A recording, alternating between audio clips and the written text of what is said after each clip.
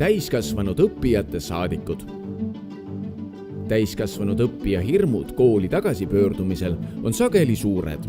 Vajalikku tuge õpingute jätkamiseks pakuvad täiskasvanute gümnaasiumides tegutsevad vabatahtlikud õppijate saadikud. Saadikud jagavad positiivset õpikogemust ning toetavad koolikaaslasi õppimisega seotud murede lahendamisel. Õppijate saadik on õpilane, kes aitab teisi õpilasi.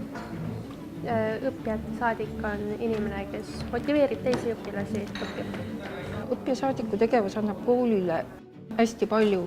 Nemad on just õpilaste otsesed nagu toetajad ja hästi oluline on see, et uued õpilased on tihti ebakindlad, see aitab seda ebakindlust vältida, aitab neid toetada, kooliellu sisse elada ja selles mõttes nad on nagu õpetaja, kooli juhtkonna ja sellise uute õpilaste sellised vahendajad.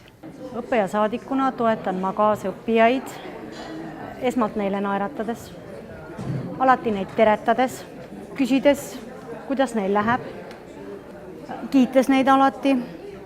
Püüan olla võimalikult selline lihtne. Me leiame lahenduse, kas õppenõustaja juurde minnes, õpetajaga suheldes või mõnel teisel viisil. Õppijate saadiku tegevus mulle annab seda, et ma saan jagada kaasõpilastele oma õpikogemust, kuidas minul on koolis läinud, kuidas nemad saavad läbi minu kogemuse siis koolis hakkama saada.